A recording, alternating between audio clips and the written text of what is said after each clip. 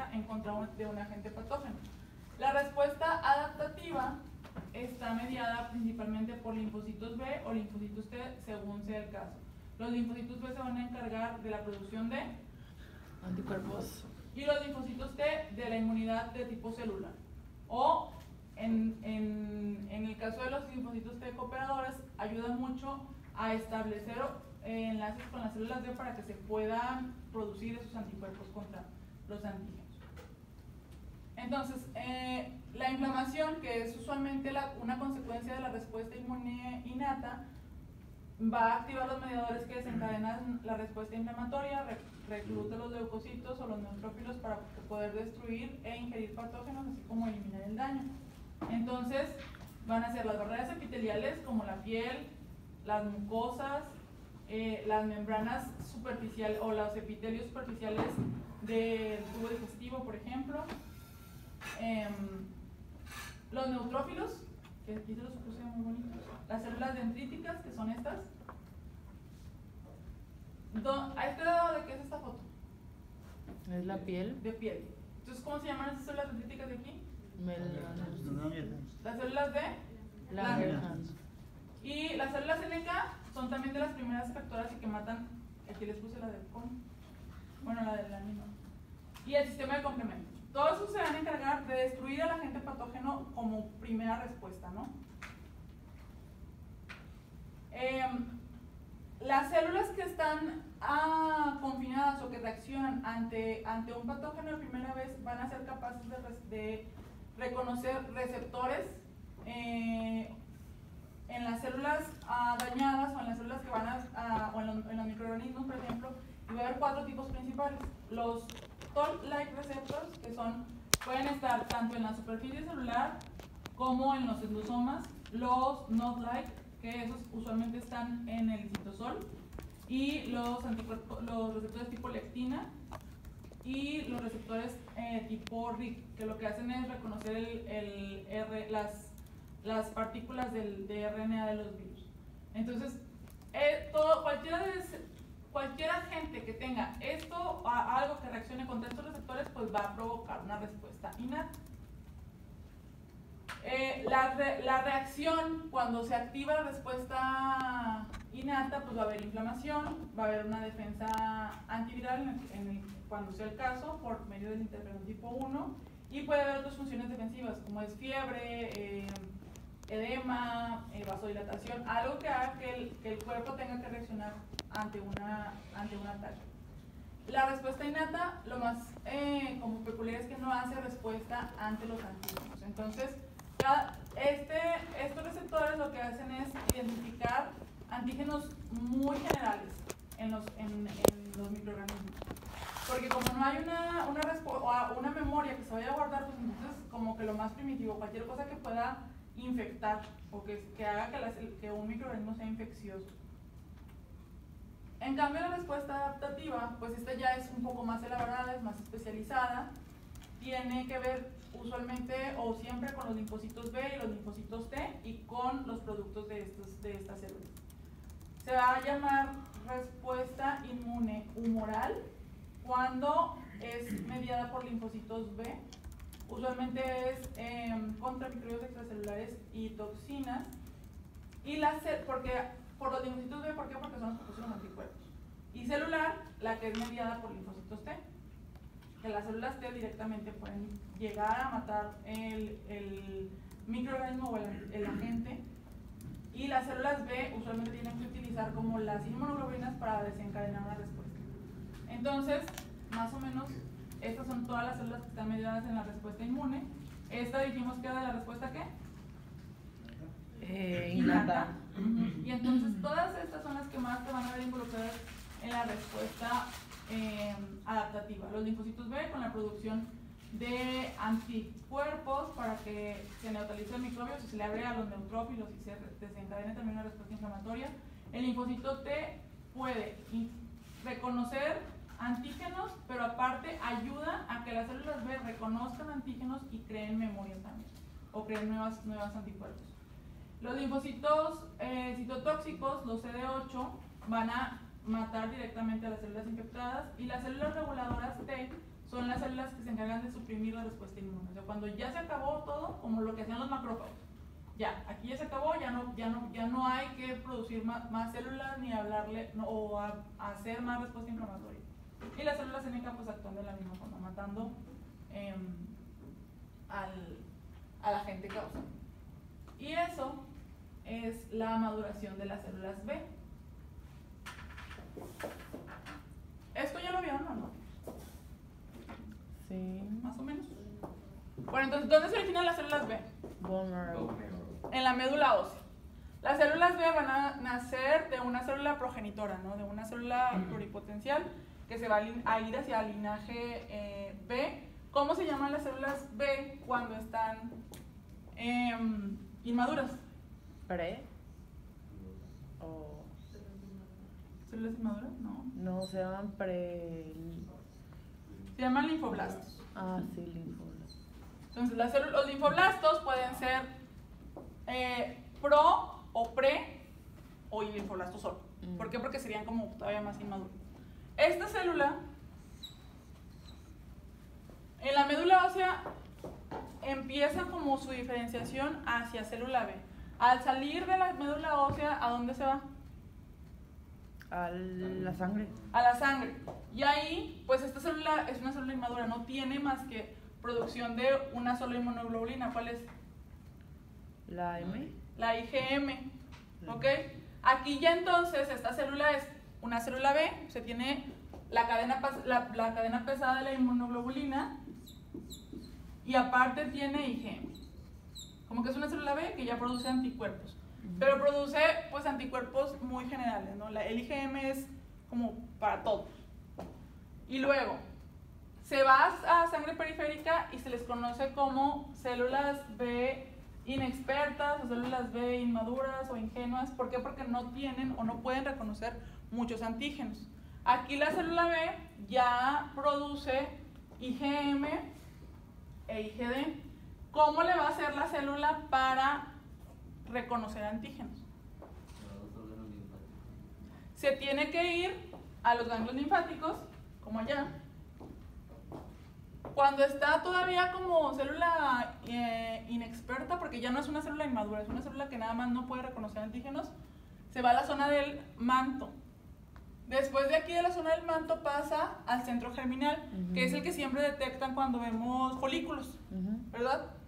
En el centro germinal va a haber células dendríticas que ya se expusieron previamente a los linfocitos T, que no están por aquí. Ah, como esto, no, este es nuestro sitio. Células dendríticas que le van a presentar los antígenos a la célula B. ¿Qué es lo que pasa ahí? Que hay un montón de recombinaciones dentro del centro germinal. Por eso se ve, ¿se acuerdan que lo vemos como azul y luego blanco, como más blanco?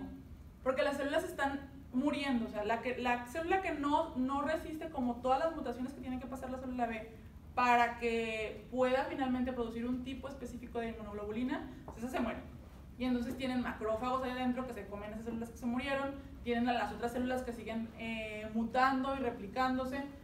Cada célula que muta hacia un tipo específico de cadena, entonces va a ser como una colonia de hijitas independientes, ¿no? Entonces, naive.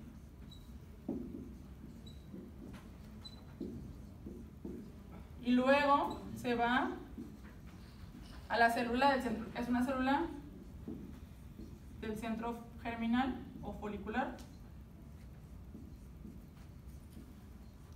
Aquí sufre mutación hipersomática, se llama. Cuando la célula pasa por aquí, está bien padre porque ustedes tienen esto, ¿no? La célula nada más expresa como esta parte de la cadena de inmunoglobulina y luego cuando se mete la mutación, esta cadena se modifica. Entonces van a tener como muchas colonias de células diferentes para que puedan después seguir madurando. Bueno, en cada paso de la maduración se puede detener y se puede hacer una neoplasia. Entonces, por eso hay muchos tipos diferentes de linfomas. Porque si se detiene aquí, se va a llamar de una forma. Si se detiene aquí, se va a llamar de otra forma. Si se detiene aquí, se va a llamar de otra forma. Cuando ya pasó la mutación hipersomática y que ya la célula está como, tiene un linaje más específico, entonces, ¿a dónde se irá? Solo hacia el plasma. ¿A la sangre otra vez? No, porque no pueden tener tantas células ahí circulando. Ahí se queda. Se convierten en células B de memoria que están en el centro, en el ganglio linfático como quiera, pero ya no están en el centro germinal, porque ya no pueden tener mutación. Entonces se quedan en la zona marginal. ¿Se acuerdan de la zona esa clara que veían en el vaso? Que sí que les decía yo, es que aquí sí se ve prominente. En el ganglio no se ve tanto, pero en el vaso sí. Entonces se quedan en la zona marginal. Entonces son células maduras. Y estas ya podríamos ver un poquito de diferenciación de qué cadena de inmunoglobulina ligera están expresando. O sea, aquí ya expresan las células kappa. Bueno, siempre la expresan, pero como que es más evidente. Y lambda. ¿Ok? A partir de aquí. Y luego, cuando ya esa célula se va a utilizar para algo, pues o se libera a la sangre o se convierte en una célula Pues, plasmática. ¿Para que secrete qué? citocina. Inmunoglobulina. Ah, sí, inmunoglobulina. ¿Ok? Entonces así madura la célula B. El propósito de esta maduración es que al final haya muchas inmunoglobulinas para poder reaccionar contra muchos agentes patógenos. Cada vez que haya una nueva o que se esté creando una nueva memoria, tiene que mutar ahí otra vez en el centro germinal porque esas células dendríticas van y viajan otra vez de regreso o reciben todas las células T que andaban en la periferia en el centro germinal, presentan antígenos otra vez y otra vez, o sea, a que las nuevas que vengan tengan nueva memoria. ¿Ok? Entonces, el propósito de esto pues es que al final el cuerpo sea capaz de reconocer muchos antígenos que liberen inmunoglobulinas para poder crear una respuesta o de defensa, ¿no? al cuerpo. Y eso, pues entonces es Un centro germinal. un ganglio linfático con un centro germinal. Entonces aquí estaba, bueno, ¿esto qué era? El centro germinal. Todos estos son centrocitos y centroblastos, que son como las células que están mutando. Esta es la zona del manto. Y atrás, como lo que se ve más clarito, sería la zona marginal. Hacia el centro del ganglio linfático hay linfocitos B, y hacia la periferia, en la región paracortical, hay linfocitos T, que son nada más linfocitos que están como ahí esperando a ser liberados. ¿De memoria dónde está? En la zona marginal, de que estarían aquí, alrededor de aquí. Donde se ve más claro, donde empiezan a ver que cambia de muy negro a más clarito, esas son las de memoria. Y de hecho hasta la célula tiene como más citoplasma, por eso se ve más claro, porque tiene más citoplasma la célula. Lo mismo pasa con los linfocitos T.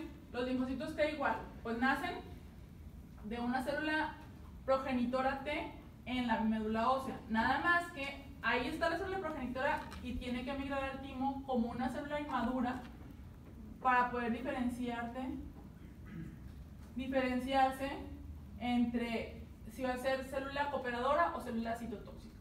Y luego cada célula o cada linfocito T CD4 puede ser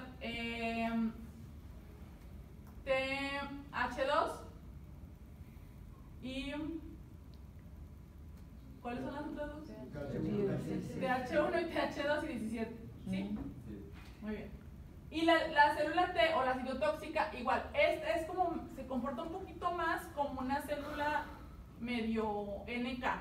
¿Por qué? Porque inmediatamente llega la gente que ellas ya tienen como la memoria y entonces lo que van a hacer es matarlo, no son capaces de hacer nada más. La célula CD4 es bien interesante porque entonces crea memoria cuando se expone a las células dendríticas y luego ayuda a que las células B creen memoria y aparte hace que las células la respuesta inflamatoria que ya está orquestada y que ya está montada la calma. ¿Qué es lo que hicieron las neoplasias cuando dijeron, ¿sabes qué? Pues es que aquí hay unas células que nos pueden defender, o sea, si nosotros hacemos que la célula T-reg nos defienda, pues entonces nadie nos va a atacar. Y se rodean de células T reguladoras para que no haya respuesta inmune al tumor. Y entonces el tumor se propaga más fácilmente y pues permite que siga creciendo, ¿no? Por eso es muy interesante que sepan este tipo de cosas. Por eso se ganó el premio Nobel. ¿Todos supieron quién ganó el premio Nobel? Inmunoterapia. La inmunoterapia. Esta es la inmunoterapia. Es de UT. Es o sea, que las células T reguladoras se veía mucho en los tejidos. O sea, de hecho ahí empezó como ahí nace todo. Por eso la patología también está bien padre. Porque tú ves, pues es un tumor y lo diagnosticas otra vez y otra vez. Es el mismo tumor y las mismas células. Y de repente, pues empezabas a ver que de un paciente a otro variaba. La célula era la misma, la célula neoplásica, pero variaba el infiltrado inflamatorio. De un paciente a otro, había células que tenían mucha colágena o mucha esclerosis y había otros que no. Había unos que tenían muchas células inflamatorias alrededor y otros que no. Entonces empezaron los doctores a marcar esas células, a ver qué tipo de células veo, porque tú puedes ver azules, así como las vemos nosotros, ¿no? Azul y ya. No, a ver, ¿son B o T? Pues son T. Pues entonces vamos a ver qué se puede hacer para bloquear esas células T. Y así nació la inmunoterapia. Pues yo creo que empezaron a hacer los estudios hace como en los 90s, porque en los 70s apenas estaban haciendo la inmunohistoquímica para poder detectar cuáles células eran cuáles. ¿Ok? Entonces está bien padre porque pues resulta que parece que no hay nada que ya va a avanzar más y luego sí. ¿Qué es importante de que se sepan la diferenciación? Bueno, inmadura y luego ¿qué marcador expresan las células T? CD4. Ok, primero CD3, ¿no? Que sería como su universal. El universal de todos los leucocitos, ¿cuál es? CD3. De todos los leucocitos. Leucocitos me refiero a linfos, macrófagos, neutrófilos. 21. Es el CD45. ¿Cómo? Que se llama, de hecho, antígeno común leucocitario. Les estoy diciendo esto porque esto viene en el examen. En el examen les van a poner una foto de una tinción positiva. Y luego, es una CL. ¿Y qué, doctora, qué es una CL? Ah, no, pues es como es la pregunta, ¿no? Entonces se lo tienen que saber. El antígeno común leucocitario lo que es todos los leucocitos. O sea, sean neutrófilos, sean linfocitos, sean macrófagos, todos los datos. Por eso se llama antígeno común leucocitario. Y luego, CD3. Cuando la célula se va al timo, cuando está en la médula ósea es citoplásmico. Cuando ya está yéndose al timo, es membranoso. Y luego, cuando ya está en el timo y madura, entonces, ¿en qué se divide?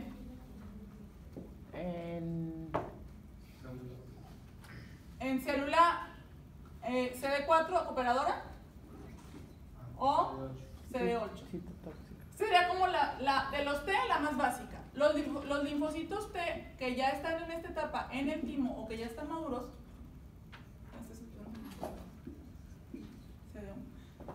van a expresar todos los antígenos del linaje T. CD2, CD5, CD7, CD43, todos en general. Dependiendo qué función tenga el linfocito, principalmente el CD4, pueden expresar otro tipo de anticuerpos, PDL1, PD1, dependiendo a qué se dedique cada linfocito. Pero eso no se los voy a poner porque eso ya es como más. Pero esto sí. Esto, CD2, CD5, CD7, CD43, CD3, CD4 y CD8, se lo tienen que saber. ¿Esto de todos los linfocitos o de...? T. Ah, sí, todos. T, ¿ok? Y luego estamos allá con los B. En los B, cuando la célula B está inmadura, ¿qué expresan? Bueno, ¿cuál es el marcador B por excelencia? 19. ¿El CD19 o el CD20? Entonces, aquí empieza a expresar CD19 y una molécula que se llama PAC5, que es un factor de transcripción. Ya con esto nosotros decimos, este seguramente o es B, y si no expresa ninguno de los otros es inmaduro. PAX. PAX. PAX5. Y luego, cuando la célula ya sale de la médula ósea, ¿qué va a expresar? Pues otra vez, CD, ¿qué dijimos? 3. 19 Ah. y CD20. No, ya ni uno, esto es C3. C3 es T. Sí. Me acabo de- Y hagan de cuenta que aquí, como que todas van hasta aquí, desde aquí hasta la célula de memoria, todas van a expresar CD20. ¿Ok? Sin falta. O sea, todos los linfocitos B van a expresar CD20. Los únicos que no serían los muy inmaduros o los muy maduros. Entonces, aquí para diferenciar todas estas, pues también hay marcadores específicos. Pero no los vamos a ver porque pues, son muchos. Pero CD20, todas las células son CD20. Si acaso, a lo mejor, por ejemplo, centro germinal, CD10. Zona marginal no tiene. Este puede expresar CD5 de forma aberrante. Entonces, los CD23. Más o menos así. Pero estos me interesa que se sepan. CD19, PAX5, CD20, CD20. Y la célula plasmática que expresa. ¿Y los mismos? CD, no. De hecho, la célula plasmática está tan madura que no expresa más que sus anticuerpos. CD138 y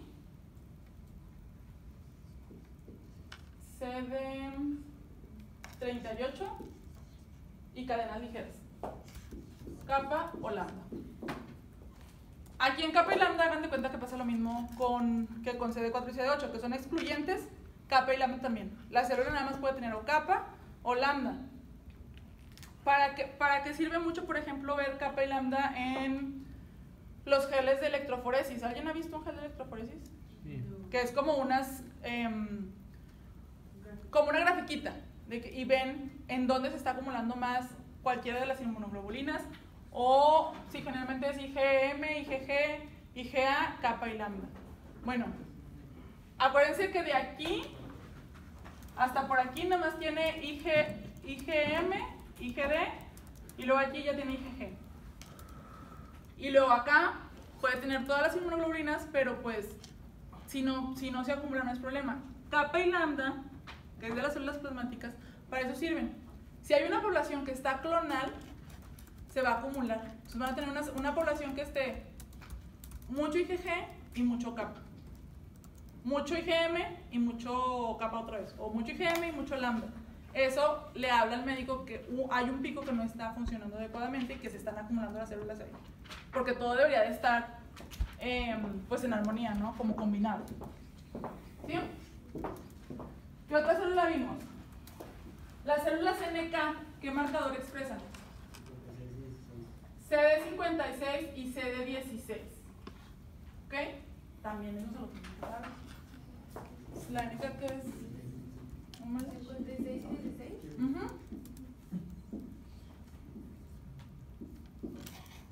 Yo siempre que me imagino las NK me las imagino así con sus puntitos de maldad. Porque pues matan, ¿no? Doctora, Mande. mencionó algo acerca de los linfocitos que dijimos que unos eran membranosos y hay una Acá. Cuando está todavía en la médula ósea el linfocito, Sí. va a ser, el CD3 solamente va a ser citoplásmico y va a expresar CD1. Por eso puedes distinguir que la célula no ha salido de la médula ósea. CD1 y CD3. Ajá, y citoplásmico el CD3, nada más. Ah. Si el CD3 ya se expresa en la membrana, quiere decir que la célula ya salió de ahí de la médula ósea y probablemente ya esté o viajando el timo o ya haya pasado más por allá, ¿verdad? Sí. Pero para distinguir a estas células que serían como las menos comunes y las más difíciles, con CD3 citoplásmico y CD1. CD1 en la membrana. Sí, CD1 en la membrana. Ok. Todos los CDs, muchachos, digo, es como cultura general, son, se llama, pues son cómo pusieron en grupos cada antígeno, ¿no? O sea, se llama cluster designation, esa es la traducción de CD. Bueno, Todos los CDs se pueden o se han puesto como marcadores de inmunohistoquímica, y como la mayoría pues se expresan en las membranas celulares, entonces todos se van a pintar en la membrana de las células. Por eso cuando hay alguno que se exprese en el citoplasma, pues se hace la aclaración, porque si no, porque no es lo común que lo veas en el citoplasma, porque todavía no sale ese antígeno de la célula hacia la membrana, ¿ok? Y eso es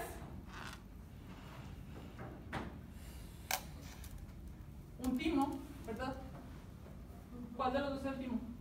¿El de arriba? Los dos. ¿Los dos? No, el de arriba. Este es el timo. Ah, ese es cinologio. Este es un timo. ¿Y esto qué será? Vaso. Un ganglio, ¿no? Pues es un ganglio otra vez. Porque empieza aquí en el timo y luego también cuando aquí las células del timo son inmaduras. De hecho, por eso los bebés tienen timo y ustedes ya no tienen. Tienen un timillo ahí todo lleno de grasa. Los niños sí. A los niños sí tú haces una autopsia de un niño y te sale un timo como este tamaño. Más grande que su pecho a veces. Y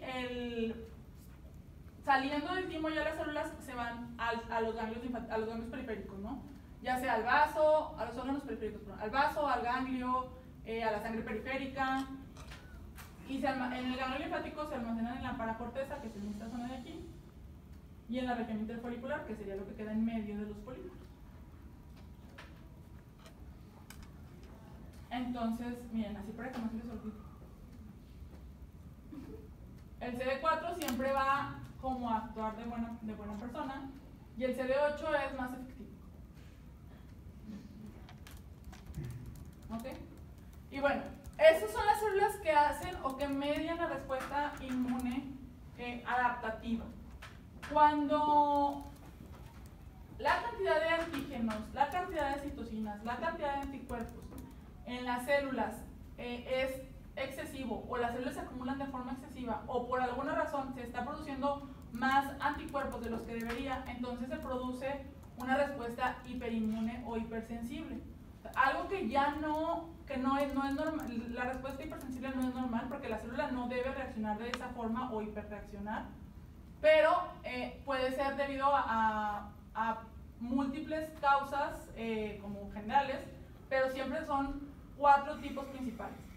La que sea porque hay mucho anticuerpo, porque hay anticuerpos que se unen a las células que no deberían, porque hay complejos de anticuerpos con antígenos que se quedan atorados en las células, o porque las células reconocen cosas de más que tampoco deberían. Entonces, son las reacciones de hipersensibilidad. Va a haber 4, y ya se las dije ahorita, se lo voy a decir.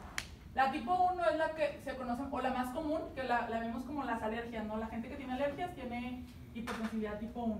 El daño es causado por linfocitos TH2, por células IgE y por células mast.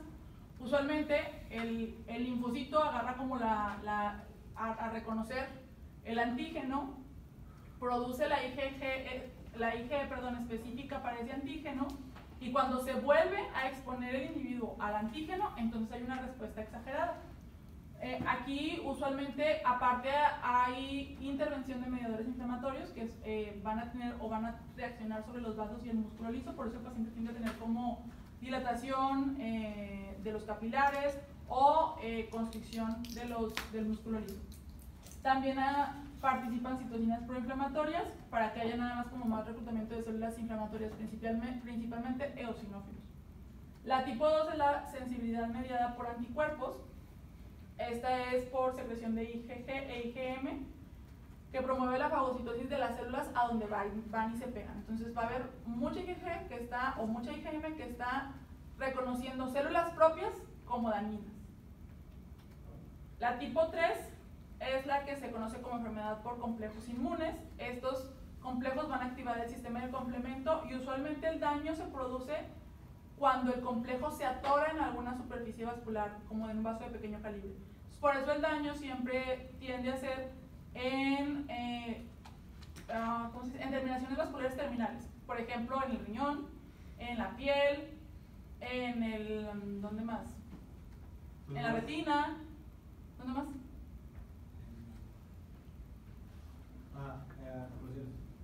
articulaciones, todo lo que tiene como mucha vasculatura terminal, ahí es donde se atoran los complejos. Se hace también una respuesta inflamatoria como la que ya vimos y la que ya conocemos. El problema es que pues es en múltiples zonas del cuerpo. Y la tipo 4 es la que es mediada por células.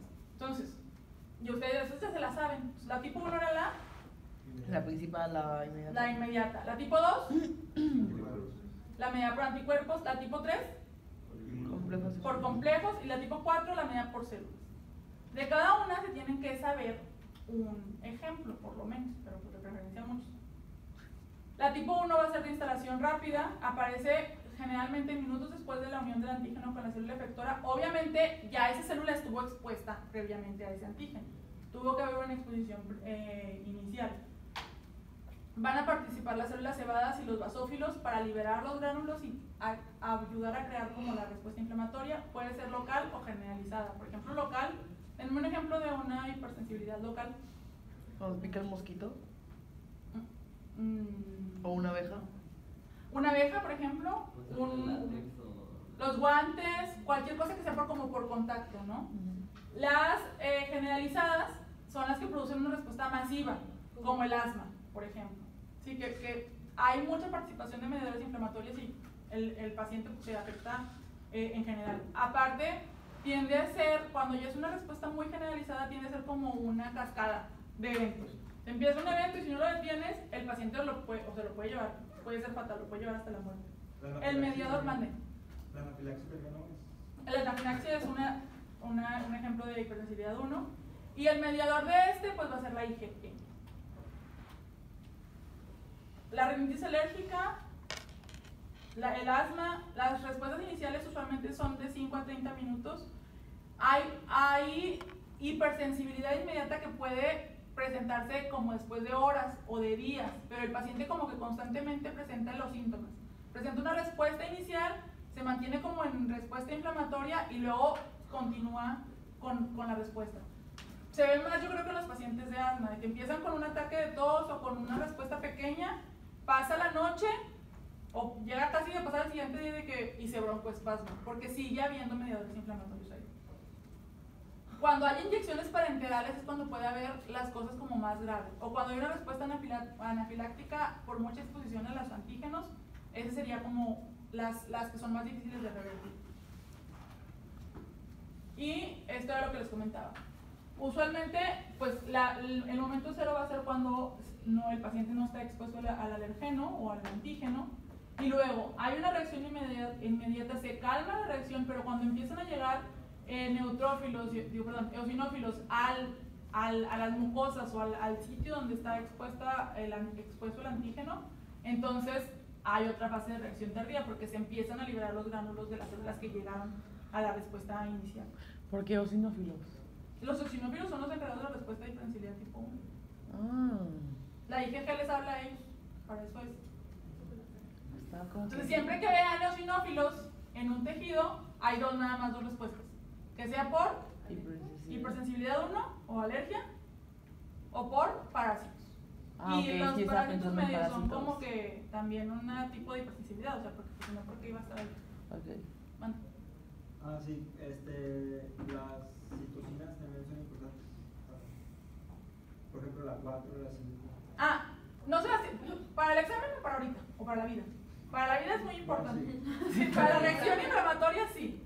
Las citocinas, de hecho, son las que siguen mediando. Aquí hay como el pico y luego todo esto es manejado por citocinas y luego otra vez empieza la respuesta como celular, pero por eosinófilos. Y para el examen no es tan importante. Pero sí, las citocinas de hecho son en todas las fases o en todos los tipos de hipersensibilidad hay un tipo de respuesta por citocinas, ¿sí? Dependiendo de qué estemos hablando. Por ejemplo, en esta estamos más como en fase medio aguda.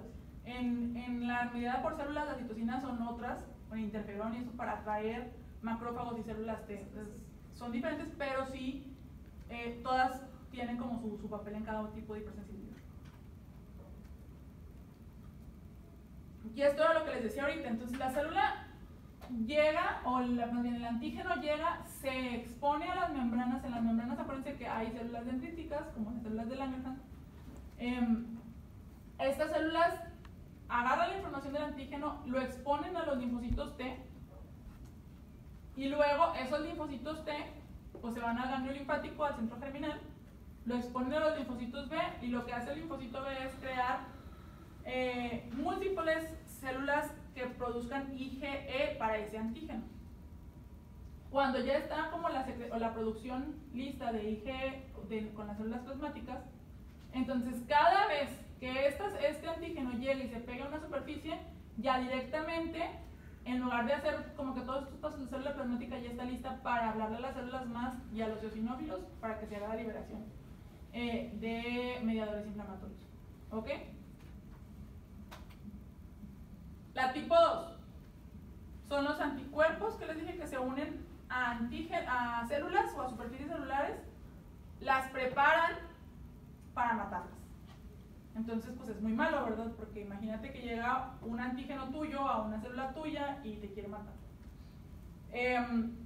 Esta siempre es mediada por activación del complemento y obviamente si matas esa célula o tratas de romper el estado normal de la célula, pues la célula va a caer en disfunción. Las células sí se mueren y sí se van a acabar. Los pacientes empiezan a tener pérdida de la función de la célula que estén atacando los anticuerpos. Entonces, ¿qué es lo que pasa? Una célula llega, aquí les pusieron 3 ejemplos.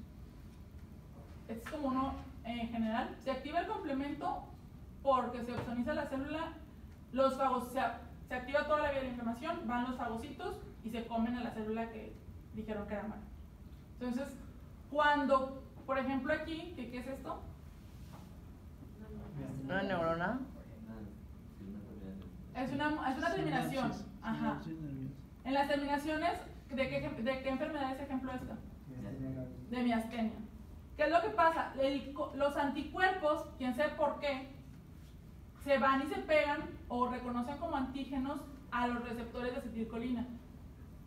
Y entonces, pues se desencadena una respuesta inflamatoria también, se lo van a comer esto aquí los macrófagos posteriormente, pero lo peor es que la acetilcolina ya no tiene dónde ir a pegarse. Entonces se va a hacer disfuncional el receptor, ¿no? Lo mismo pasa aquí, en la tiroides. ¿Qué enfermedad se produce por hipersensibilidad tipo 2 en tiroides? Hashimoto no. El Graves.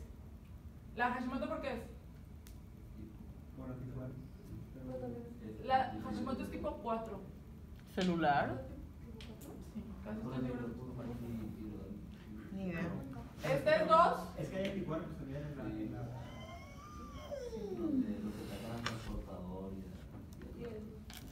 Me hace que eso no es- ahorita lo subo en el libro. Es más, en el libro viene. Vean en el cuadrito del libro, ahí viene.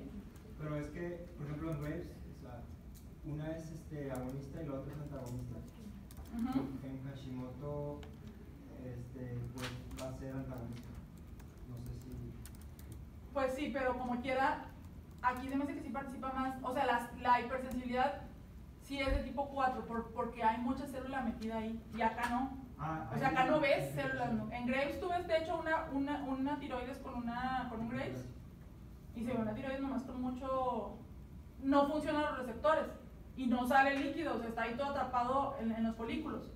Y en el Hashimoto lo vieron ustedes, está todo lleno de inflamación. O sea, sí hay algo que está haciendo que las células se estén moviendo hacia esa zona. Por eso esto casi que es tipo 4. Y Graves es 2. Y Graves es 2. Bueno, esta va a depender del complemento. Después de la opsonización de un anticuerpo hacia un sitio efector, ya sea un receptor, a una superficie celular. Y los ejemplos van a ser las anemias hemolíticas, el pénfigo vulgar, que es una enfermedad ampollosa, la enfermedad de Graves y las reacciones transfusionales. O sea, cuando una célula va y reconoce una célula que es desconocida, que a lo mejor ahí no es tan una célula propia porque le metes un antígeno de otra persona, pero pues es el mismo mecanismo. ¿Eso qué es?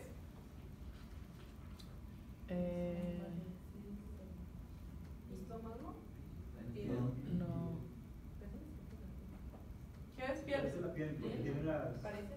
Y tiene las crestas, ¿verdad? Es piel, pero pues obviamente está mal, ¿verdad? No es una piel normal. ¿Qué le falta o qué le sobra? Pues hay mucha Eso. ¿Está hiperplásico qué? No. Epi. La epidermis se ve como hiperplástica, ¿no? Ujú. O sea, está muy gruesa para hacer una piel normal. Pero aparte, aquí hay unos huecos. Sí. ¿Cómo? Estos no son artefactos, estos sí son reales. Son como de... Hay como espacios, como si fuera edema, Pero no sé. pero no es, pues no es edema, realmente es un espacio real. Son macrófagos. ¿O No, el espacio es un espacio vacío, ahí hay líquido. Si ustedes ven al paciente, le van a tocar una ampolla. ¿Ok? ¿Qué pasó con esta ampolla? Pues hubo anticuerpos que se depositaron en las uniones celulares que se llaman desmogleína 3, que es un tipo de unión, y se lo comieron. Y entonces pues, se despegaron las células. Y por eso están despegadas las células a nivel después de la membrana basal. Dejan como una capita de células basales y luego se despegaron todas. E incluso, si ven, también aquí está como todo edematoso en medio. Bueno, es porque hay anticuerpos que se pegaron ahí y que están matando a las uniones celulares. Y esta tinción, ¿qué será? Es una inmunofluorescencia directa, que lo que se hizo ahí fue que se le puso, ¿qué es lo que quiero yo saber para poder decir si esta enfermedad es esa? ¿Qué quiero detectar? Anticuerpo. El anticuerpo. Lo que se le puso un anticuerpo de IgG, lo inyectas, si hay IgG ahí, o sea, nomás detecta IgG, no detecta si se está comiendo la desmogleína o se está comiendo al queratinocito, que yo lo que quiero saber es si hay IgG. Bueno, pues sí hay, porque está positivo, está verde. Cuando está así verde es porque está positivo. Verde fluorescente, como aquí. Y vean dónde está más fluorescente. En las uniones. Entonces, por eso, esto que se ve muy fluorescente aquí, es lo que se ve aquí en medio como desgastado o como edematizado. Doctora, ¿qué es eso que se ve como una esfera?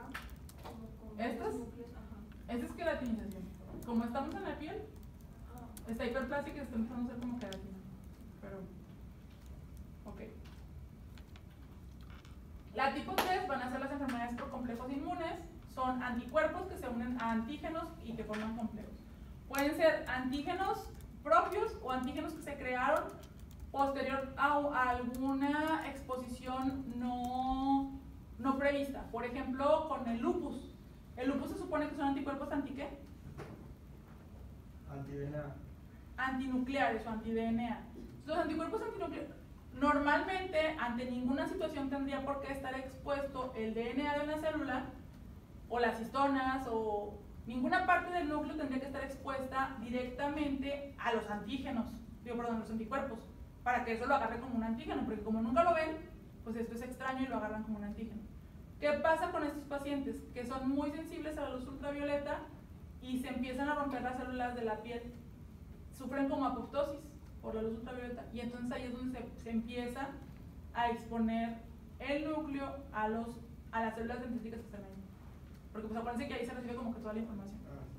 Entonces, bueno, se hacen esos complejos, viajan por la circulación y después de que ya se hicieron muchos y después de que ya viajaron muchos, entonces se empiezan a atorar y empiezan ahora sí a crearle al paciente un problema inflamatorio, ya sea en los vasos del riñón, en los vasos pequeños, por ejemplo, de la piel.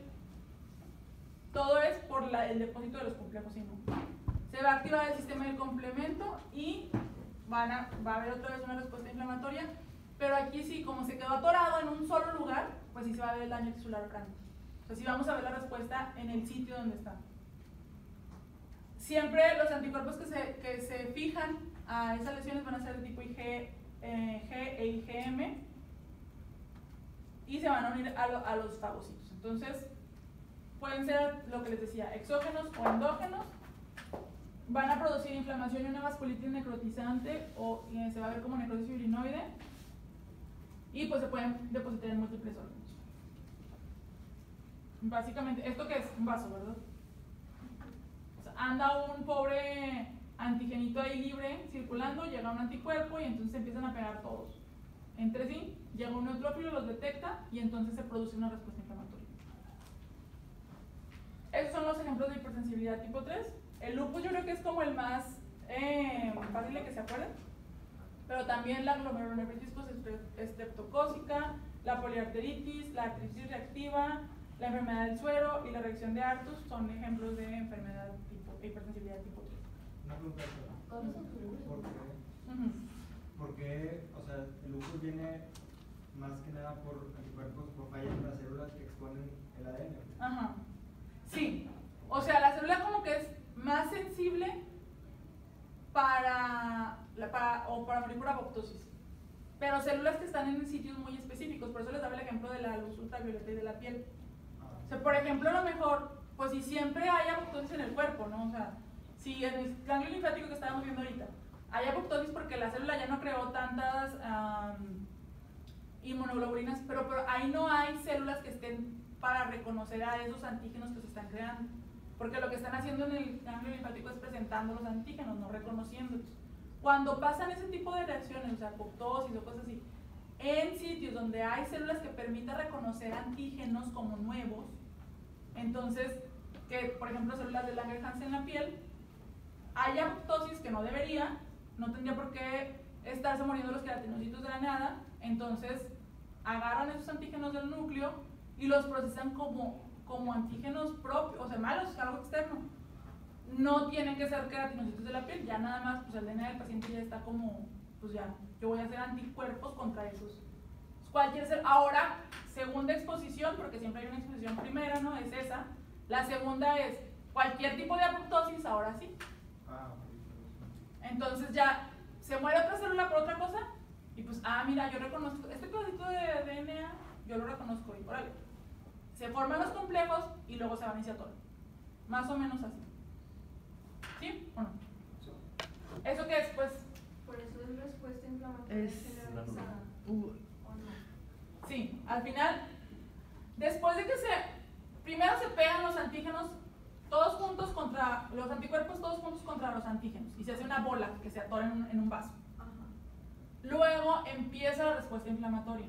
O sea, hagan de cuenta que en esta parte, pues primero se pegaron los antigenillos, anduvieron ahí, nadie los reconocía, de repente la célula B creó anticuerpos contra esos antígenos, que era lo que cuando estos están, por ejemplo, en la piel acá, es cuando se empiezan a crear esos anticuerpos contra los antígenos.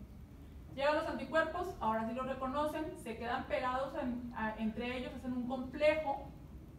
Y aquí todavía no hay problema, o sea, podrías andar con todos los complejos circulantes mientras no se atoren. Pero al momento de que se atora, ¿cómo empieza la respuesta inflamatoria? Cuando un neutrófilo logra pegarse al endotelio para migrar. Entonces aquí pasa eso. Pues ahí están en la sangre.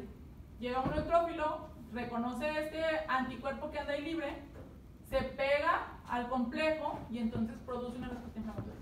El problema es que para cuando esto pasa, pues no pasa en un vaso, pasa en múltiples vasos pequeños. Y entonces el paciente por eso tiene una respuesta muy aparatosa. Si se fijan, de hecho, los pacientes que debutan con lupus tienden a tener un debut como medio aparatoso y luego ya los controlan y ya nada más es como focalizado, de que ahora en el riñón, ahora acá, ahora ya.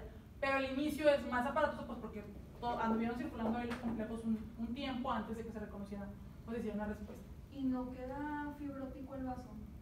¿Sí? ¿Con fibrosis? ¿Se destruye? Sí. Son vasos muy pequeñitos. ¿Se acuerdan de los glomérulos? ¿Verdad? ¿Se acuerdan cuando vimos glomérulos esclerosados? Bueno, después de que ocurre toda la respuesta inflamatoria de un lupus, el glomérulo al final queda esclerosado. Porque ya cuando pasa esta parte, esta última de aquí, de respuesta inflamatoria, ya la respuesta es la respuesta inflamatoria normal. Entonces, hay muchos neutrófilos, se comen a todo lo que esté ahí, necrosis, lo que sea, como aquí. ¿Y van a tener mucha respuesta de VEGF? Pues sí puede tener, pero no hay tantas anastomosis, como que es al principio, porque al final va a terminar todo en lo mismo, en que se va a esclerosar todo. Entonces el paciente tiene disfunción renal, tiene problema hepático, más es por los medicamentos, es disfunción, por ejemplo, incluso hasta a veces pulmonar, entonces, pero eso es por los complejos y por la respuesta inflamatoria.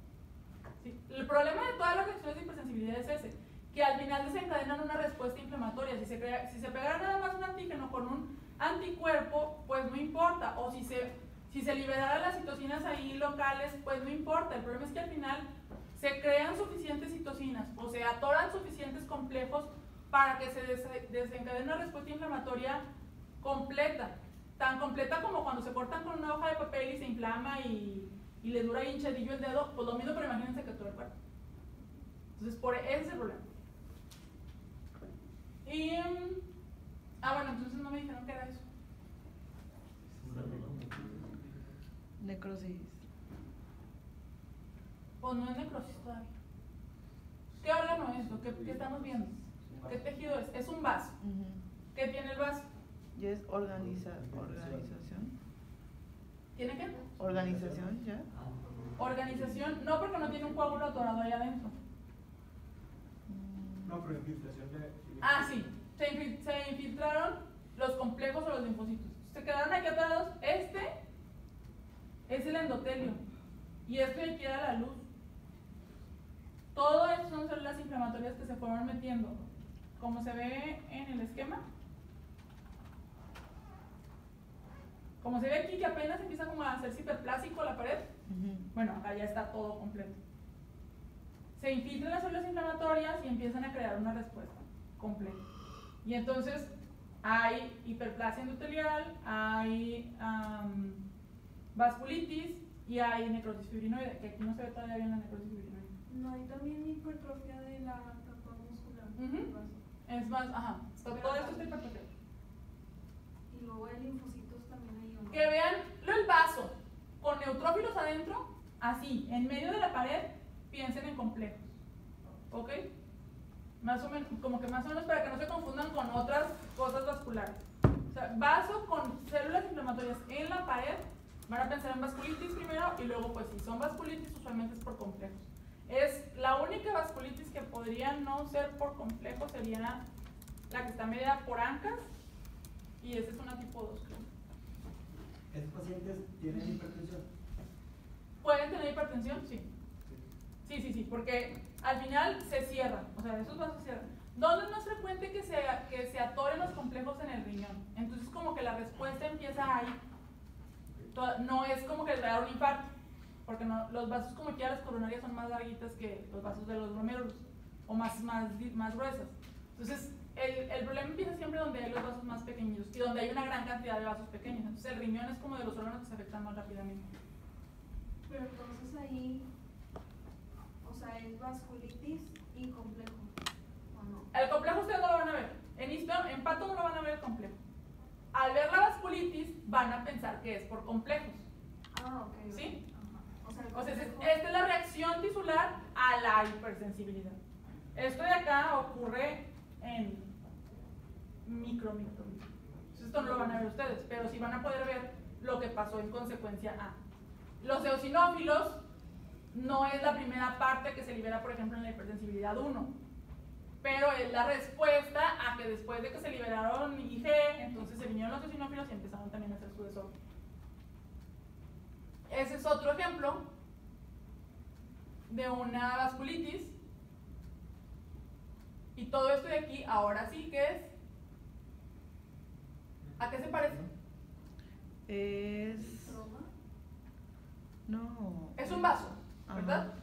Ok. Este de aquí, ¿a qué se parece? O lo acaban de ver en la unidad pasada. Hemorragia. Hemorragia, y cuando había hemorragia, ¿qué había? ¿Necrosis? Fibrina. Fibrina. Por eso se llama necrosis fibrinoide, porque se parece como a la fibrina. Entonces van a ver la hemorragia y luego todo esto como fibrinoso, es la necrosis fibrinoide. No se ve como las otras necrosis que hemos visto. Entonces, y la necrosis fibrinoide nada más la van a ver en los vasos, no la van a ver en ninguna otra parte del cuerpo. Tienen que reconocer que es un vaso que tiene necrosis fibrinoide. ¿Y cómo van a decir? Ay, no, doctora, pero pues si hay fibrina y es un vaso y luego si es un coágulo, ¿cómo me van a diferenciar eso? Si yo les digo, achis, no, eso es un coágulo. Eso es un coágulo. Ustedes me tienen que decir, no, doctora, eso no es un coágulo. ¿Por qué? No están las líneas de SAN. No, pues no tiene nada que ver. Yo les puedo decir, pues estas parecen líneas de SAN. La fibrina, acuérdense que forma como las linitas de SAN. ¿Las luces nuevas o qué? Las luces nuevas pueden estar en los trombos. Pero la sangre, o sea, está de que esparcida, no está de que... Ese es un buen punto. Está extravasada, no está confinada a un trombo. Y otro, lo más importante, porque estamos viendo reacciones de hipersensibilidad, ¿La infiltración? Las células inflamatorias. ¿Por qué va a haber tantas células inflamatorias en toda la pared del vaso? Entonces, ahí por eso no se deben de confundir, ¿ok? Porque, digo, se los digo porque en el examen si viene la opción de que es un trombo organizado. No, las células inflamatorias están desde la pared del vaso hasta la luz. Cuando están en un trombo, están confinados nada más a la luz donde está el trombo, ¿ok? Sí. Muy bien. Otra foto. Esta es otra necrosis fibrinoide más bonita. Este vaso ya está prácticamente todo destruido. Estas son células endoteliales. Estas también, vean cómo tiene aquí un eritrocito. Y todo esto son células inflamatorias. Ya todo está necrosado y todo está como esclerosado. Entonces, estas son como las fases más finales. Eso es lo que les decía. Pero si te ponen esa, ¿cómo vas a saber que es por una causa de autoinmunidad? Porque la necrosis fibrinoide es consecuencia de una vasculitis y la vasculitis es consecuencia de los complejos. Siempre. Casi sí. Por lo que vamos en el pato, sí. ¿Cuándo no? Cuando sea, por ejemplo,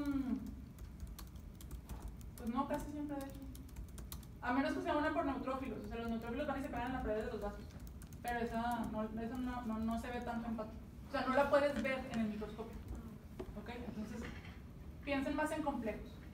¿Sí? Necrosis fibrinoide, complejos, hipersensibilidad tipo 3. ¿Eso qué es?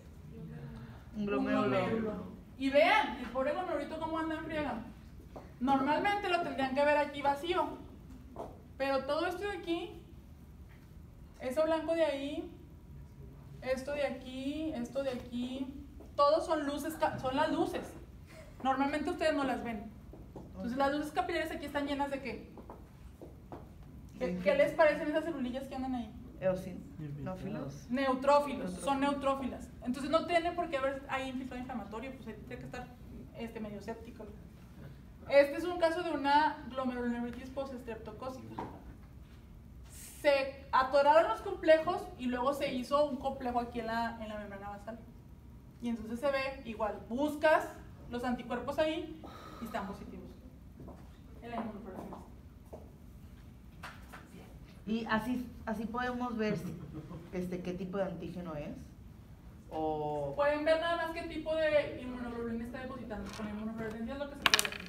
Por ejemplo, en este no se deposita tanto. Este es fibrina. Ahí estamos viendo fibrina. Pero por ejemplo, en el lupus se tiene que depositar casi todas las inmunoglobulinas porque se hace una bola de antígenos con anticuerpos. Entonces se ve IgM, IgG, puedes ver incluso IgA e IgE. Y todas se pegan. No las pones todas juntas, pones una y luego en otra laminilla pones otra y luego otra. Pero si todas brillan, eso es lupus. Un paciente con otro tipo de enfermedad, por ejemplo, una membranosa, que es una enfermedad que va y nada más se pega, sería como una hipersensibilidad medio tipo 2, que un anticuerpo va y se pega a la membrana basal de ahí del glomérulo. En ese caso nada más detectas IgG. O sea, le pones IgM y le pones IgA, no se detecta, está negativo. Lo que nos sirve la inmunofluorescencia es para ver qué tipo de inmunoglobulina está ahí pegada. Pero, o sea, esta verde esta que se coloreó verde, ¿cuál es? En este caso es fibrina, o sea, sé que es fibrina, estamos buscando fibrinógeno. Pero para ver el daño, porque esta es mediada por complejos, pero los complejos ya están metidos aquí. O sea, es que mi pregunta es que si IgG se pinta de rosa, IgA se pinta de azul. No se puede. Tenemos que poner en una laminilla una IgA, en otra, todas son verdes. Ok. Entonces pones IgA, pones IgM, IgG, pero en diferentes laminillas. O sea, para poderlas ver todas tienes que tener una corte, no sé, ¿quieres ver 5? Tienes que tener 5 cortes, 5 laminillas para poderles poner a cada una un anticuerpo. Como el CD20, o sea, igual a eso. Muy bien. Y la tipo 4 es la hipersensibilidad retardada o mediada por células. Usualmente puede ser mediada por citocinas o por linfocitos T, CD4 o por citotoxicidad directa. Entonces, los ejemplos van a ser la artritis reumatoide, la esclerosis múltiple, la diabetes, que son enfermedades donde las células van y destruyen el tejido propiamente. O sea, casi siempre, de hecho, podemos ver las células T metiéndose en el tejido. Se puede ver en el microscopio y se puede... mira, aquí sale el Hashimoto. Y se puede ver en el tejido y lo podemos incluso marcar. O sea, si le hacemos ese tejido un CD3, vamos a ver que está positivo. Si le hacemos un CD4, vamos a ver que está positivo. ¿Era diabetes mellitus tipo 1 y cuáles otras en la primera? Esclerosis múltiple, tiroiditis de Hashimoto, enfermedad inflamatoria intestinal, la miocarditis autoinmune, la hipersensibilidad por contacto. Y, por ejemplo, en estos pacientes que les inyectas, ¿cómo se llama? La tuberculina. Ajá, la de tuberculosis. Ajá, es un tipo de hipersensibilidad retardada. Tienes que ver las células inflamatorias ahí para poderla, como, bueno, no la tienes que ver, pues se crece, pero ahí cuando crecen están las células, los linfocitos T ahí metidos. Y por eso les decía que se ven en el tejido. A diferencia, por ejemplo, cuando vimos A mí me tipo lo 1, hicieron y me pidieron que no me tocara. Es que era como una burbujita. pues porque luego nada más estás estimulando. No, aparte se pone bien fea, ¿no? Cuando les pongan eso, porque a todos nos van a poner en algún momento de la vida probablemente, no se la agarren, porque yo me la agarré y hizo una marca bien fea. Entonces, sí, porque es una reacción, se pueden hacer hasta granulomas. Entonces, pues no se la van a agarrar. Es como cuando te quemas y haces así, pues que para que no te da tanto, pues hagan de cuenta y le hacen para que se prenda. Pero es un rango. Creo que el diámetro menor. Les miden el diámetro a lo que se hizo la ampolla o el nodo. De hecho, todo eso que está indurado de la bolita es inflamación. O sea, van a haber células inflamatorias ahí metidas. Si ustedes le hacen una biopsia, van a ver inflamación. Es que te miden lo rojito, luego te miden lo que ven y luego te miden lo que se siente. Sí, pues sí, porque si es puro edema no cuenta. Ajá. Tiene que ser una presencia de células ahí. ¿Y eso qué es? Digo, sí, ya se lo saben. ¿Pulmón? Es un granuloma. Sí, no sabemos de qué órgano es, pero es un granuloma. Es un granuloma y este es como el ejemplo clásico de la hipersensibilidad mediada por células. Todo es por los linfocitos T, CD4. Llegan y luego hacen que se haga todo el reclutamiento de macrófagos para encerrar ahí al bacilo. Y al final, de hecho, las células que están aquí alrededor son linfocitos también. Muy bien. Todavía hay chance, sí, para terminar. Bueno, todo eso son las reacciones de hipersensibilidad. Así como lo vimos, así se los tienen que aprender para el examen. O sea, saber qué enfermedades son de cada uno de los tipos de hipersensibilidad, saber qué células participan en cada una y qué mediadores inflamatorios participan también. Entonces, más o menos así estudian. Ahora las enfermedades autoinmunes.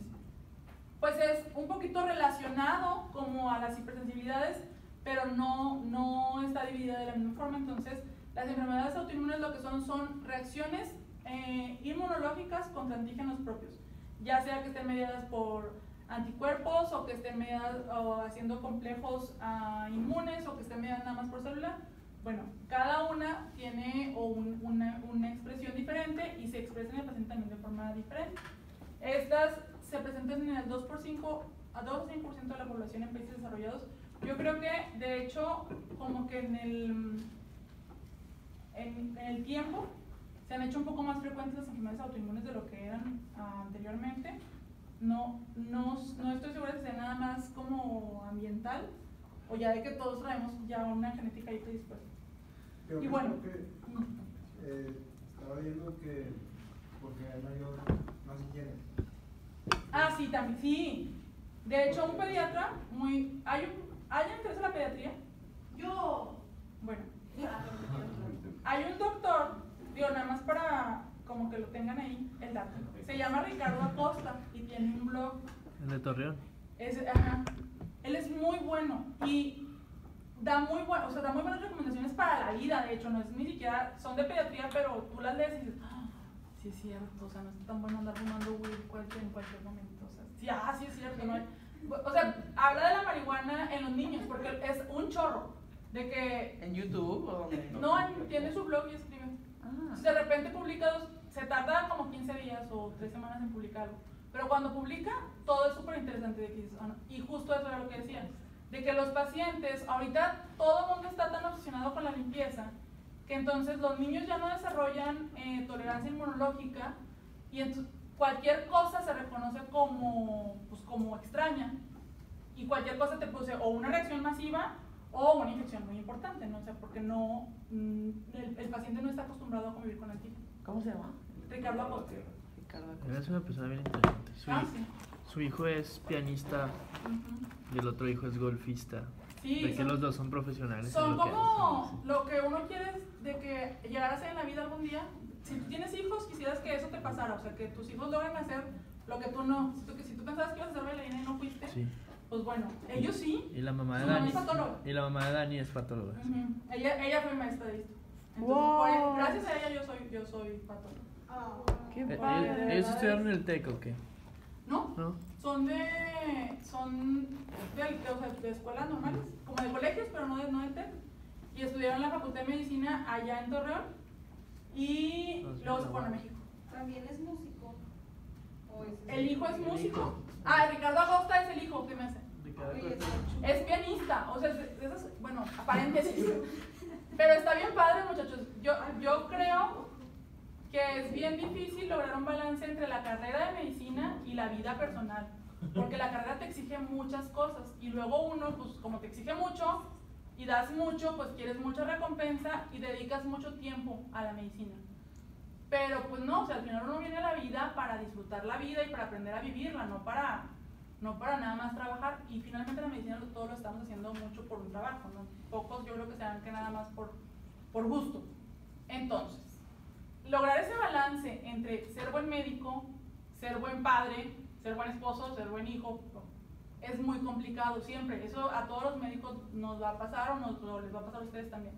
Pero lo importante es que no se pierdan. O sea, ustedes van a tener un objetivo. Y yo creo que eso es lo que a ellos les pasó. O sea, es que yo lo que quiero es tener una familia. Mi objetivo es tener una familia. Ah, bueno, pues para tener una familia necesito trabajar. Para poder trabajar necesito ser buen médico, ¿verdad? No necesito ser un burro que nadie me crea mis diagnósticos. Necesito tener una esposa, pues me consigo una esposa que sea buena o un esposo que sea bueno. Quiero tener hijos, ¿verdad? Me embarazo y para poderme embarazar pues tengo que cuidarme también de mi cuerpo. Todo eso. Entonces todo es un propósito para al final lograrlo. Y fue lo que hicieron. Al chavillo, al Ricardo, al niño, la doctora se lo llevaba de las clases de piano a la clase. Y ahí estaba el niño así como que con sus dedillos. Tienen, desde que estaban niños, o sea, son cosas que se hacen, pues, ustedes tienen amigos, ¿no? O sea, que se dedican a algo más profesional y son desde que estaban así con ustedes, se dedican a lo mismo. Sí. Así estaba ese chavo. Sí, Ricky se levantaba 5 de la mañana, estábamos en clase, es que él estuvo en primaria y secundaria conmigo. Sí, y a tocar piano, o sea, era 5 de la mañana. todo era tocar piano. El otro también, el otro que se fue, el del medio es golfista y se fue a ser profesional. De que sabes que yo quiero ser, también eso está bien padre, porque que tu papá te dé la oportunidad de hacerlo, pues aparte que tengas dinero, ¿verdad? Para irte a una beca, lo mandaron becado, porque pues también el chavo lo consiguió y ya, o sea, se dedican a eso. Y está bien padre porque, pues no, tenían comprados ellos las 3 becas del TEC de Monterrey. Y pues nomás usaron una. El hijo más chico sí está haciendo aquí audio, ¿no? Algo así, audio y sonido. También hay que ver con la medicina, bien padre. Producción musical. Algo así. Ese fue el único que usó las 3 becas porque los otros. De hecho, él dice mucho la doctora que el más chico dice siempre como que no, pues mis hermanos sí quisieron ir a conocer el mundo, yo no, yo me voy a quedar con el dinero de mis papás. Entonces, pues está muy bien. Bueno, pero síganlo. La verdad es que pone muy buenos tips de lo que pone artículos de medicina, o sea, de que no solamente dice que, yo pienso que está bien padre, no. Pone artículos y que acaba de salir este artículo que dice que las bacterias son bien importantes para esto. Síganlo, está bien padre, se lo recomiendo. Bueno, entonces debido a eso, a que todos somos ahora muy limpios y a que hemos desarrollado o hemos disminuido nuestra tolerancia inmunológica, entonces es más frecuente que se presenten las enfermedades autoinmunes. La primera que vamos a ver es el lupus. Lo que les decía, es el prototipo de las enfermedades autoinmunes. Es una enfermedad que se va a ver más frecuente en mujeres, que el nombre, cuando se presenta el nombre, de hecho es una enfermedad que tiene que ser como más agresiva. tiende a presentarse en la tercera o cuarta década de la vida. La patogenia es la producción de anticuerpos antinucleares, ya sea anti-DNA, antihistonas, antinucleolares o proteínas que se unen a RNA, y se forman células LE, que son células, son pedazos como de neutrófilos, o son neutrófilos con el núcleo destruido. Eso se pueden ver a veces en la sangre periférica, pero la verdad a mí yo nunca he visto una, he visto solo fotos. Los pacientes tienden a tener predisposición familiar, se asocia al HLA DR2 y DR3, y usualmente los pacientes tienen una deficiencia en la vía clásica del complemento.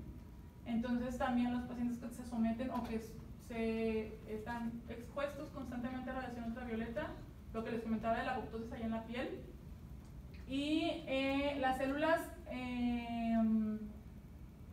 los receptores Toll-like activan a las células B también para producir anticuerpos anti-DNA o anti-RNA. Entonces es como después de que se producen los anticuerpos antinucleares, entonces ya es como una cadena, una cascada de eventos que producen al final que el paciente tenga un síndrome como tal.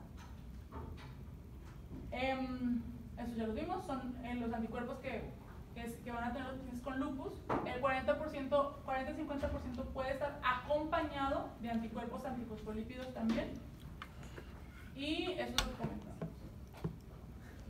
Pacientes que tienen, por ejemplo, susceptibilidad genética, desde el inicio las células B y T pueden crear antígenos específicos contra antígenos nucleares.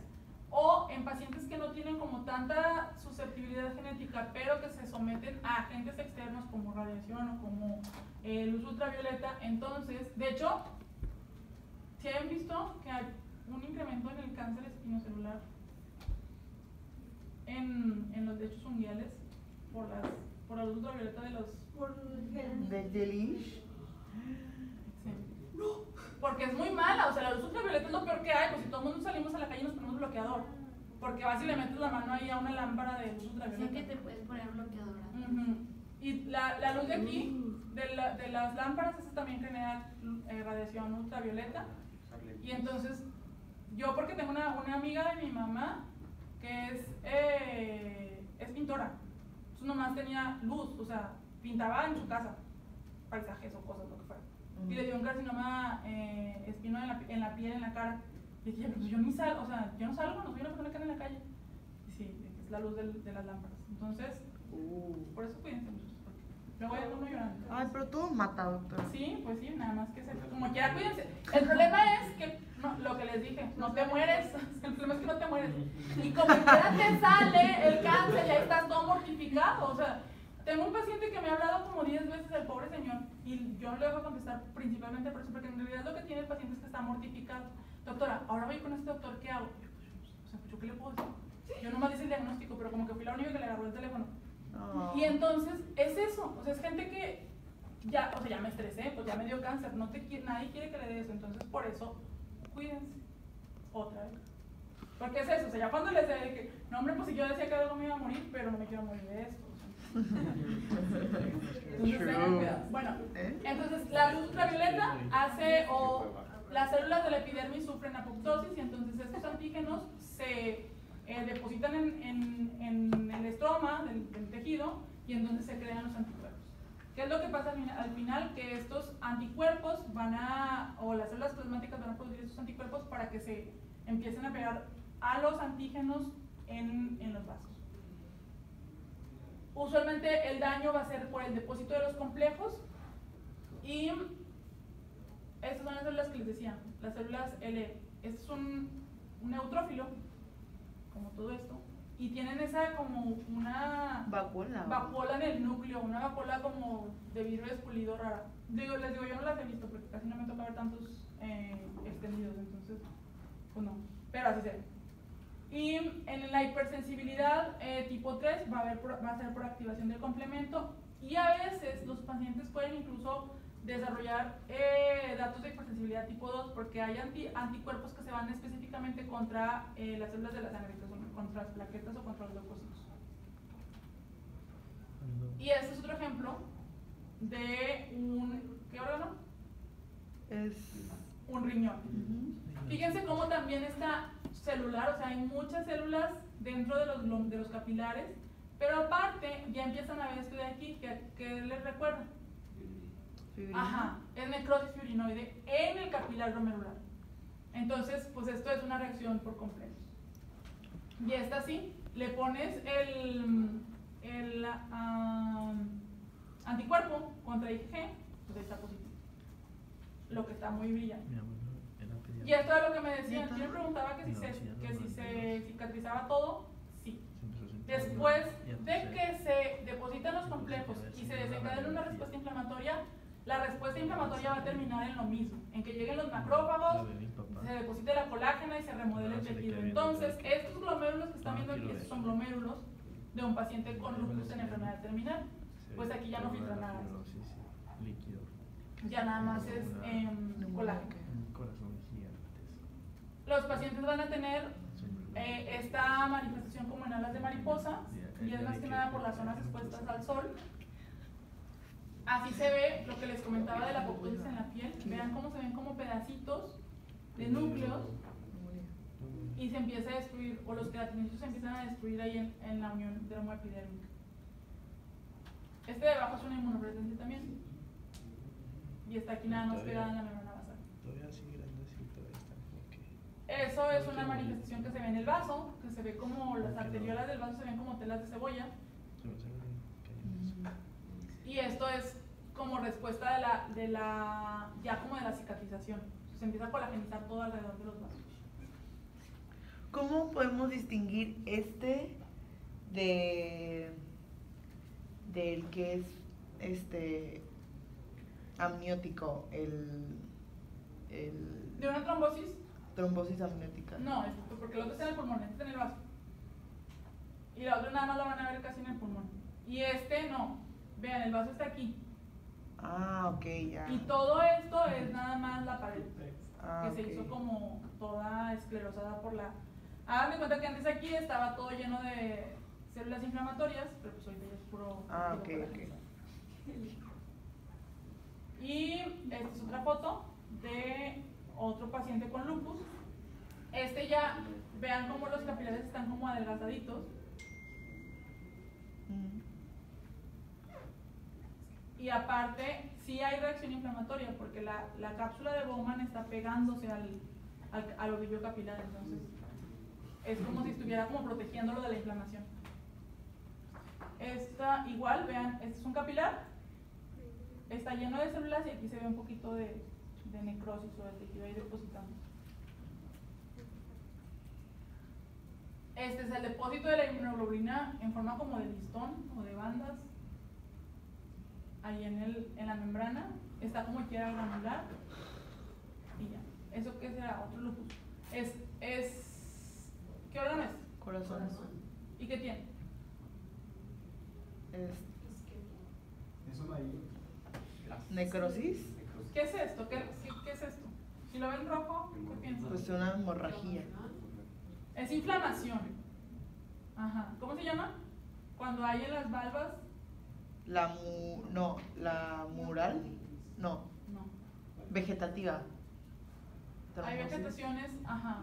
vegetativa, pero es por infección. Que esta hay infecciosa. Cuando son infecciosas, son como con necrosis y como purulento.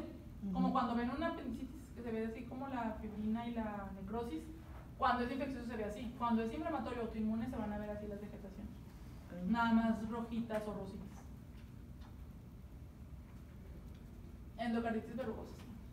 La causa de muerte usualmente en estos pacientes es por falla renal, por infecciones o por enfermedad cardiovascular.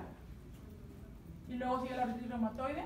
Esta afecta al 1% de la población mundial. Es 3 a 5 veces más frecuente en hombres que en mujeres. El pico de incidencia es a los 20 y 30 años de edad. Y esos pacientes, pues es igual sigue siendo una enfermedad sistémica, afecta principalmente a las articulaciones, posiblemente la piel, al corazón y los pulmones, y como se va a ver es como una sinovitis proliferativa. Entonces se van a ver muchas células linfoides en la membrana sinovial con depósito de fibrina y tejido de granulación, que se llama panus cuando está ahí dentro de las articulaciones, y puede aparecer lo que se conocen nódulos reumatoideos que se ven en la piel como subdérmicos. Y pueden verse tanto en la piel como en otros órganos, es medio frecuente verlos. Los pacientes, como hay mucha inflamación en las articulaciones, Se igual, deforman. como ya se desencadena un proceso inflamatorio, entonces también se va a desencadenar un proceso de cicatrización. Todo eso se termina cicatrizando y el paciente termina con esas contracturas. El paciente usualmente tiene primero nada más dificultad para mover las articulaciones, pues porque está inflamado y rojo. Pero cuando ya la inflamación está puesta y empieza a cicatrizar, ya la dificultad para mover no es por la inflamación, es por la cicatrización. Porque recuerden que cuando ya se deposita colágeno, pues eso se queda duro y ya no se puede recuperar. Este es un nódulo reumatoide. Acuérdense, muchachos, porque creo que en el examen a cada rato les ponen un nódulo reumatoide y se ve como un granuloma o muy parecido a un granuloma. Es necrosis fibrinoide rodeado como de isquiocitos en empalizada. No se ve así tan granulomatoso, pero se ve más como en empalizada le decimos porque es como si fuera una cerca, como las cercas de las de mujeres desesperadas. ¿Saben qué esas cercas chiquitas? Bueno, estas cercas ahí se llama empalizada porque están todos los isquiocitos así uno tras otro. ¿Ok? ¿Parece un qué? Parece un granuloma, pero no es. Entonces, si les recuerda un granuloma y les están diciendo que el paciente tiene dolor en las articulaciones, piensen en el nódulo reumatoide. El parecido al granuloma es por los isquiocitos. Porque tiene necrosis central e isquiocitos alrededor. Pero faltan las células gigantes, ¿no? Pero le falta todo lo demás, nada más que cuando les ponen esto de aquí y les ponen eso, y luego la pregunta anterior era de una tuberculosis, pues agua pasa por mi casa, eso es un granuloma y no hay nada. Entonces, nada más para que se acuerden. Qué bueno que me acordé yo que luego se me olvida. Yo juraba que tenía eso. Esta es un nódulo reumatoide. Se llama panus. Nódulo reumatoide. El panus es como tejido de granulación, pero en la sinovial. Igualito que se ve el tejido de granulación, pero le dicen biopsia de membrana sinovial y ven tejido de granulación, ese es el panus. Bueno, muy bien. Estos son los pacientes con artritis reumatoide. Otra enfermedad autoinmune es el síndrome de Sjögren. Estos pacientes se caracterizan por tener ojos secos, boca seca, destrucción de las glándulas salivales y lacrimales. Y esta es una reacción de los linfocitos TCD4 contra antígenos de las células epiteliales. Y hay hiperreactividad de los linfocitos B. Primero van y los linfocitos CD4 son los que se depositan ahí. Luego los linfocitos B se pueden estar ahí acumulando. Es como medio parecido al Hashimoto. Pero ¿cuál célula tiene la acción primero? ¿La El T o la B? CD4, la T. Ah, ok. Y entonces se va a ver así. Este se supone que era una glándula. La glándula parótida. salival. ¿Sí se acuerdan cómo se ve una glándula salival o no? Esa es la parótida, ¿no? Ujú. ¿Y cómo sabes que no es parotiditis? Por la inflamación. por el tipo de inflamación. O sea, por cuando en un corte histológico, ¿no? Por ejemplo, aquí, esta es una parótida normal. Ajá. De cerquita, no, esa no. Esa no. Esta es una parótida normal, ¿ok? Glándulas con conductos. Si fuera nada más una parotiditis o una inflamación por un virus o algo, vamos a ver veríamos la inflamación nada más alrededor de los conductos, o sea, que metida aquí, pero no se pierde la arquitectura de la glándula. Y aquí, en esta foto, pues ya no ve nada. Ya no se ve. Ya nada más se ve infiltrado inflamatorio y este masacote de conductos y células que tienen hasta metaplasia escamosa, o sea, ya esto es un daño crónico muy importante. ¿Sí? Ok. Y aparte el paciente tiene los datos clínicos de ojos secos, boca seca, batallan no tienen lágrima. El 90% de los pacientes con síndrome de Sjögren son mujeres, tienen entre 30 y 45 años y el 60% puede asociarse a artritis reumatoide o a otras enfermedades autoinmunes, porque es bien frecuente que luego de repente se presenten sobrelapadas. Y estos pacientes tienden a desarrollar más comúnmente, o si la enfermedad es muy crónica, linfoma. ¿Por qué? Porque hay muchos linfocitos agregados en un solo lugar que están reaccionando constantemente. ¿Hay marcadores para detectar el síndrome? Sí, a los anticuerpos antirribonucleoproteínas, anti-SSA son esos. ¿Por qué? Porque se volvió loco. No lo tiene. Somos una bola de hipocondríacos. Pero, Igual juraba que tenía algo en el riñón. Son T, las B llegan después, Ah, ok. pero la reacción es principal de T. Pero cuando uno dice linfoma, ¿se puede referir a El linfoma es de linfocitos B, perdona. Sí, cuando hay una predisposición al linfoma, es el linfoma asociado a mucosas, o sea, el P. Ah, ok. ¿Sí? Pero eso, pero prefiero generalmente. Cuando dice linfoma son todos, ¿Tienes? Ah, ok. cualquiera. Juro que tengo Este, Alzheimer. Este es B. Ujú. Sí, cuando dice linfoma, los linfomas se pueden generar en cualquier fase de las células que vimos aquí. Entonces pueden ser desde una célula pre-B a una célula pre-T, o una célula B madura a una célula T ya bien diferenciada madura, o una célula T inmadura en el timo, o un linfocito B inmaduro en la médula ósea, o una célula plasmática que es un mieloma. En toda la etapa de diferenciación se puede. Sí, cuando llegue. Y una sale más cuando Por eso está bien padre el área de Marco. Si alguien quiere ser Marco, No votaría nunca ella de repente el día antes. está bien padre porque eso tiene, o sea, que son muchas enfermedades diferentes a lo que ya ves. El cáncer es, pues, muchos cánceres diferentes, pero todos son epiteliales. O sea, estas células epiteliales producen este cáncer, estas otras células y los linfocitos todos producen un cáncer. O sea, si un linfocito B, pues bueno, todos estos. Son como 25 tipos diferentes de B. De T son como 10 o 12 tipos diferentes, y luego más los especiales, ¿no? Entonces, está muy interesante. Y todo eso es por el tipo de desarrollo. ¿No había dicho que hay carencia de hematólogos? Sí hay. Sí. Y es como una especialidad muy importante. Así. Sí, pues les va muy bien. Yo no he visto ningún hematólogo. Es una especialidad es una especialidad especial, porque tú haces interna y luego puedes hacer reuma, puedes hacer onco y puedes hacer hemato o gastro. Hemato, muy poquita gente escoge hemato, y cuando entras a hemato te das cuenta que es un mundo nuevo, porque ahora tienes que aprender mucho de población, tienes que aprender mucho de neoplasias, y luego aparte tienes que aprender de autoinmunes también, porque todo tiene que ver como con las células que tú estás viendo. Entonces interno. Y de leucemia. Es una especialidad, hemato es una especialidad interna. Sí, yo conozco un hematólogo que quién sabe cómo lo hizo el canico, porque es un chavo de San Luis que hizo un año de interna, y por necesidad del departamento de hemato de aquí, el HU, porque no tenían residentes, aplicó y lo aceptaron. Y salió y ya es hematólogo. La verdad le va muy bien, le va muy bien al chavo. Es muy inteligente, digo, tampoco no era un burro, ¿verdad? Pero se ahorró, él no es internista, él nomás es hematólogo.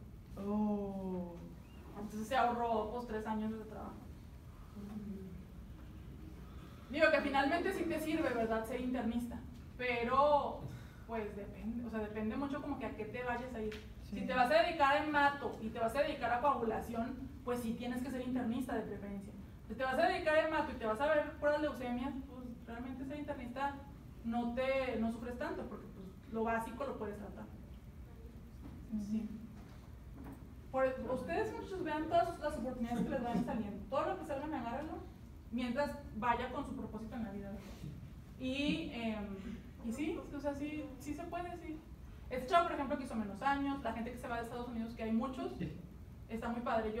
Ustedes que la mayoría tienen como la posibilidad de irse, o de presentar y de pasar, porque están bien preparados, vaya. Sí lo vale. Sí, la vida es mucho mejor, porque aquí van a llegar, y aquí llegan a ayudarle a un maestro. Y luego el maestro ni te quiere pagar. Y luego, a mí la verdad, gracias a Dios me pasó eso, pero yo lo veo mucho en muchos doctores. Y entonces sales de 28 años de la residencia, y luego no tienes trabajo y no tienes dinero, y sigues viviendo con tus papás, y de que, oye, no, pues ya vete, mijo, o sea, vete, no sé qué hacer. Y entonces, en Estados Unidos es diferente, o sea, en Estados Unidos tú sales, buscas un trabajo, trabajas. Aquí no.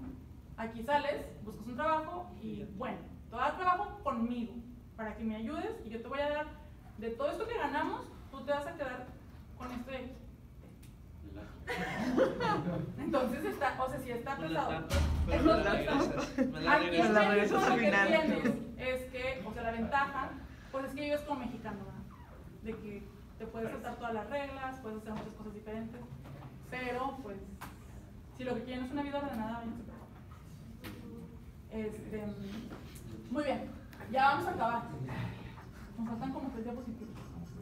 Doctora, para el showreel, ¿se hacen los dos al mismo tiempo o primero la opinión de cuál?